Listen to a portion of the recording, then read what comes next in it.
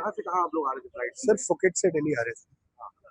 क्या हुआ फ्लाइट में, कितने फीट पे थे उस समय और क्या हुआ? सर मेरे को फीट तो आई एम नॉट पायलट। हम आ रहे थे, 1-1.5 घंटा हुआ था फ्लाइट को। सुबह अर्ली मॉर्निंग का टाइम था, हम सो ही रहे थे फ्लाइट के अंदर। फ्लाइट सडनली चलती चलती रुक के टर्न अराउंड हो गई और ये मानिए ये प्लेन है, आते हुए ये प्लेन ऐसे घूम गया। 2 ढाई 3 मिनट तक ऐसे ही चलता रहा।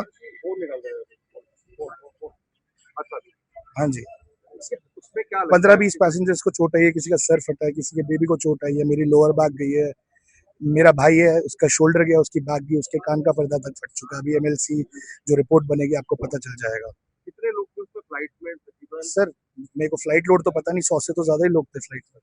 सभी को चोटें आई? 80%, 70 to 80% लोगों को चोट आई है।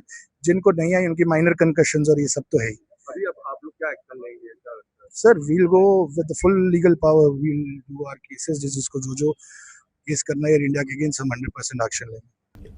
सर आज एयरपोर्ट से जो घटना हुई, कितने मरीज यहाँ पर आया है और उनकी क्या स्थिति?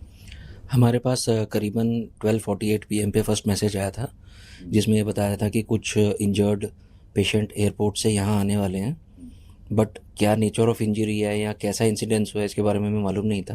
तो अराउंड 1 to 1:30 हमारे पास टोटल 7 पेशेंट्स आए, जिसमें 4 क्रू मेंबर्स थे एयर इंडिया के, जो फीमेल्स थी around 25 to 30 years age group की। उसके अलावा 3 पैसेंजर्स थे, जिसमें एक मेल पेशेंट थे अराउंड 30 ईयर्स, एक फ़ीमेल थी अराउंड 30 ईयर्स और एक फ़ीमेल थी अराउंड 60 ईयर्स। तो इनका जैसे ही हमारे पास मैसेज आया था तो हमने अपना एक इमरजेंसी कोड होता है जिसको हम एक्टिवेट करते हैं, वो हमने एक्टिवेट किया। सारी टीम्स अलग अलग जो रोल्स के लिए रेडी थे कि अनएंटिसिपेटेड ज़्यादा नंबर ऑफ पेशेंट्स आ रहे हैं, हॉस्पिटल ऑलरेडी फुल ऑक्यूपेंसी चल रहा है। तो जैसे ही हमारे पास पेशेंट आया, हमारे ऑर्थो टीम्स भी रेडी थे, हमने उनका इनिशियल क्लिनिकल इवैल्यूएशन किया है। उसके बाद हमारे ऑर्थो टीम्स ने भी देखा है, हमारे जो नेसेसरी एक्सरेज और अल्ट्रासाउंड हमें करना था वो हमने करा। जो 3 पैसेंजर थे हमारे पास वो स्टेबल थे, उनमें कोई मेजर इंजरी नहीं थी, सब कॉन्शियस थे, ओरिएंटेड थे, किसी में कोई एक्सटर्नल इंजरी, जख्म, वूंड नहीं था और एक्सरे करने पे भी किसी का कोई फ्रेश इंजरी नहीं आया है। तीनों पेशेंट्स को ऑर्थो टीम्स ने देखने के बाद प्राइमरी ट्रीटमेंट हमने दिया, उसके बाद हमने ऑन ओरल मेडिकेशन डिस्चार्ज किया है। उसके अलावा जो 4 हमारे पास क्रू मेंबर्स थे, उसमें से एक फ़ीमेल है जिसको एक स्पाइनल फ्रैक्चर आया है। अभी उसको भी हमने कंजर्वेटिवली रखा है और उसका फर्दर इवैल्यूएशन हम कर रहे हैं, सीटी स्कैन और एमआरआई स्क्रीनिंग होगा होल स्पाइन का। उसके अलावा एक और जो सेकंड क्रू मेंबर है, उसका एक सस्पेक्टेड हमें लग रहा है कि शायद पेल्विस में फ्रैक्चर हो सकता है, तो उसका भी हम फर्दर हमने उसको एडमिट कर लिया है और उसका भी प्लान्ड सीटी अंडर प्रोसेस है।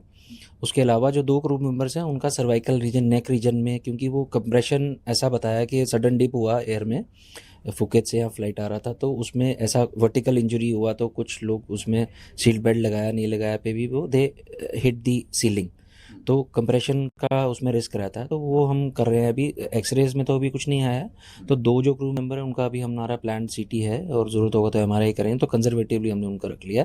अदरवाइज चारों क्रू मेंबर और तीनों जो पेशेंट हैं वैसे वो कॉन्शियस ओरिएंटेड थे, वाइटल वाइज स्टेबल थे, किसी का कोई एक्सटर्नल इंजरी नहीं था। तो जो 3 पेशेंट थे क्या उनको डिस्चार्ज कर दिया? 3 पेशेंट को हमने डिस्चार्ज कर दिया। 4 अभी आपके यहाँ? 4 हमने अंडर ऑब्जर्वेशन रखे हैं, ये चारों क्रू मेंबर्स हैं।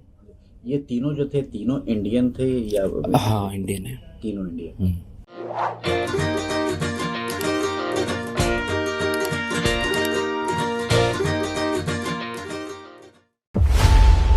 खबरों की रणभूमि में यहाँ शोर नहीं सोच लड़ती है, जहां शब्द नहीं फैक्ट्स वार करते हैं और हर सवाल खोलता है सच की नई परत।